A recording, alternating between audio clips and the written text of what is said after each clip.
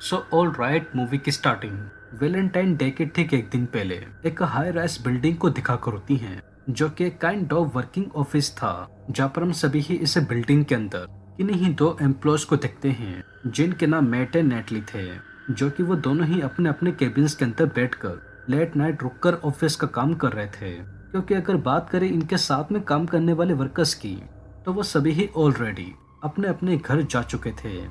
तो खैर, अब कई घंटों तक ऐसे ही काम करने के बाद नेटली एंड मैट, जिन्होंने भी अपना अपना समहाउ जैसे तैसे ऑफिस का काम खत्म कर लिया था, वो दोनों भी अपने लैपटॉप्स वगैरह बंद कर बैग टांगते हुए डिफरेंट फ्लोर्स की लिफ्ट को पकड़कर, जहाँ पर मैट 42 एंड नेटली 49 फ्लोर पे थी, गलती से ही बट अनजाने में सरप्राइजली एक्सीडेंटली वो दोनों एक ही लिफ्ट के अंदर आ जाते हैं। तो जहाँ पर मैट वैसे लिफ्ट के अंदर आती ही लिफ्ट का बटन दबाकर ग्राउंड फ्लोर पे ही जा रहे थे, जहाँ पर पार्किंग एरिया बना हुआ था। तो तभी ही आउट ऑफ नोवेयर वो लिफ्ट अपने आप ही चलते चलते, जैसा कि अभी हम सभी देख ही रहे हैं, एकदम से ही बंद हो जाती हैं। तो जिसके चलते मैट एंड नेटली वो दोनों ही अनफॉर्चुनेटली लिफ्ट के अंदर ही अटक जाते हैं। तो जिससे इसे बिल्कुल ही अनएक्सपेक्टिंग सीन को देखते हुए मैट वो लिफ्ट का इमरजेंसी बटन दबाकर किसी को अपनी हेल्प के लिए ही बुलाता। बट अब जैसा कि मैंने आप सभी को कहा कि इस होल इंटायर बिल्डिंग के अंदर नेटली एंड मैट के अलावा कोई भी मौजूद नहीं था। तो किसी से हेल्प मांगकर लिफ्ट को खुलवाना वो तो बहुत दूर की बात थी,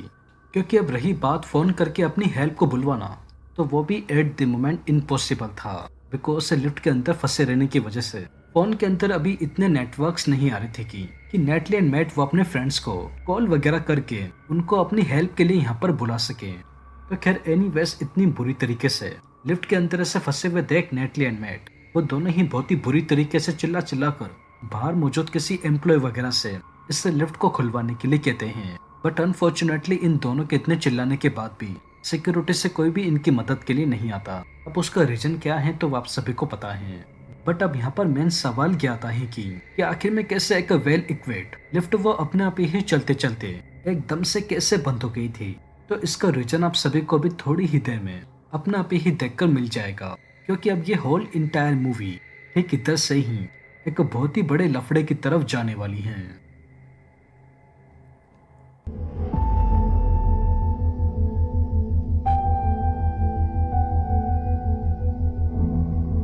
तो खैर, अब देखते ही देखते मैट एंड नेटली के पास और कोई चारा ही नहीं था सिवाय लिफ्ट के अंदर बैठकर जब तक कि नेक्स्ट मॉर्निंग को सिक्योरिटी से आकर इस एविलेटर को कोई खोल ना दे। मैट एंड नेटली को ना चाहते हुए भी पर लिफ्ट के अंदर ही बैठा रहना पड़ता है, जो कि इसके अलावा इन दोनों के पास और कोई चारा भी नहीं था। तो खैर, अब तकरीबन 2-3 घंटे तक ऐसे ही बैठे रहने के बाद नेटली एंड मैट की हालत वो इतनी ज्यादा बिगड़ गई थी कि नेटली को मैट के सामने ही एक बोतल के अंदर अनफॉर्चुनेटली टॉयलेट करना पड़ जाता है, जो कि उसके पास ऐसे टॉयलेट करने के अलावा और कोई चारा ही नहीं था। तो बाय द वे, ऐसे टॉयलेट वगैरह करने के बाद नेट एंड नेटली वो दोनों मिलकर आपस में कुछ बातचीत करते हुए शैंपेन वगैरह पीकर अपने समय को ही काटने की कोशिश कर रहे थे। आई मीन टाइम पास करने की ही कोशिश कर रहे थे। तो तभी ही out of nowhere Matt and Natalie को अचानक से, जैसा कि अभी हम सभी देख ही रहे हैं, एक दूसरे को देखकर आपस में इंटीमेट करने की फीलिंग हो जाती है। तो जाहिर से ही बात थी कि कपल अपने आप पे कंट्रोल न रखते हुए बड़े ही ग्लोरीफाइड तरीके से एक दूसरे के कपड़े उतारकर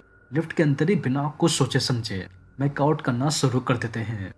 तो अब कई घंटों तक ऐसे ही हुकअप करने के बाद नेटली वो खड़ी होकर अपने कपड़े ही पहन रही थी, तो उसी ही वक्त ठीक पीछे ही खड़ा वो मैट वो उसको अपने साथ डेट करने का ऑफर उसको देता है। बिकॉज मैट ने जितना भी समय अभी तक इस लिफ्ट के अंदर बिताया था वो उसको मन ही मन लाइक करने लग गया था। बट समहाउ ठीक सामने ही खड़ी नेटली वो मैट की इन बातों को सुनते हुए उसको तुरंत ही उसके डेटिंग के ऑफर को रिजेक्ट कर देती है, कहते हुए कि इसका बाहर ऑलरेडी कोई जेम्स नाम का पहले से ही बॉयफ्रेंड था, जिसको नेटली वो पिछले 2-3 सालों से उसको डेट कर रही थी, जिसके साथ उसका कमिटेड रिलेशनशिप था। तो ये चाहकर भी उसको बिट्रे नहीं कर सकती थी। तो जहाँ पर मैट वो नेटली के इस अनएक्सपेक्टिंग रिप्लाई को सुनते हुए अंदर ही अंदर इतना ज्यादा भौंकला गया था कि वो फाइनली अपने इंटेंशंस क्लियर करते हुए नेटली को कुछ बड़ी ही चौंका देने वाली बातें बताता है, जिसमें सबसे पहले वो उसको बताते हुए कहता है कि इसको नेटली के ऊपर शुरू से ही एक काइंड ऑफ क्रश था, जो कि ये इसको पाने के लिए इतना ज्यादा मेंटली डिस्टर्ब हो गया था कि वो नेटली को चोरी चुपके स्टॉकी करने लग जाता है, पता लगाने के लिए कि वो कितने बजे इस ऑफिस में काम करने के लिए आती थी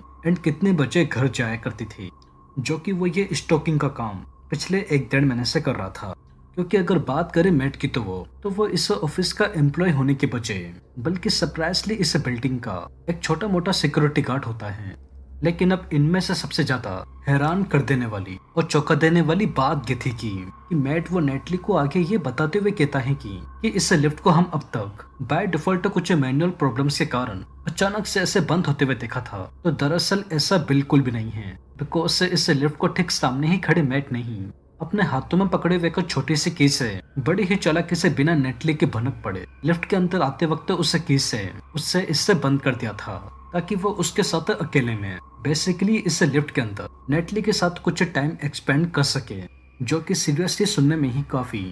काइंड ऑफ अजीब बात थी। तो खैर अपन नेट की इन चौंका देने वाली बातों को सुनते हुए सामने ही खड़ी नेटली वो अंदर ही अंदर शॉकिंगली इतना ज्यादा फ्रस्ट्रेट हो गई थी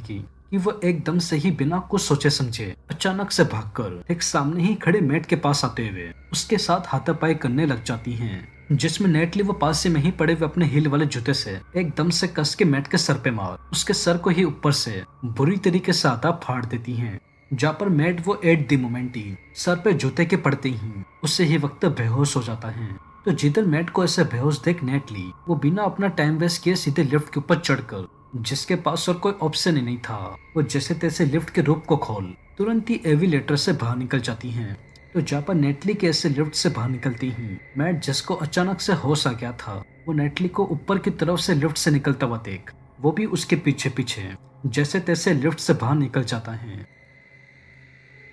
तो बस अब फाइनली इस मूवी के एंडिंग में नेटली जो कि वो मैट से उससे अपनी जान को बचाते हुए बुरी तरीके से भागते हुए पार्किंग एरिया में आकर जहाँ पर एक कार खड़ी हुई थी उसके अंदर बैठकर इधर से निकल रही थी। तो तभी ही नेटली की कार के ठीक सामने अचानक से मैट आ जाता है, जो कि वो नेटली को कार से निकलकर फिर से अपने साथ बिल्डिंग के अंदर चलने के लिए कह रहा था। लेकिन तभी ही कार के अंदर बैठी हुई नेटली वो मैट की इस बात को सुनते हुए, जैसा कि अभी हम सभी देखे ही रहे हैं, वो एकदम से कार को स्टार्ट कर फुल स्पीड में सीधे मैट की तरफ ले जाकर उसको टक्कर देते हुए बुरी तरीके से कार से कुचल कर ही जान से ही मार डालती हैं। एंड बस इसी के ही साथ हमारी ये मूवी एक बड़े ही अनएक्सपेक्टेड नोट पे एक किलर के अनइंटेंशनल मोटिव के साथ उसके लवर के द्वारा ब्रूटल तरीके से मरते ही ठीक इधर ही एंड हो जाती हैं। तो वेल दोस्तों, यही थी डॉन मूवी की एक्सप्लेनेशन एंड आई होप आप सभी को ये वीडियो जरूर पसंद आई होगी। और अगर वीडियो पसंद आई हो तो चैनल को सब्सक्राइब किए बिना और वीडियो को लाइक किए बिना बिल्कुल भी मत जाइएगा, क्योंकि मैं अपने आने वाले वीडियो में ऐसे ही और मूवीज की एक्सप्लेनेशन लेकर आता रहूंगा। तो तब तक के लिए take care and peace out.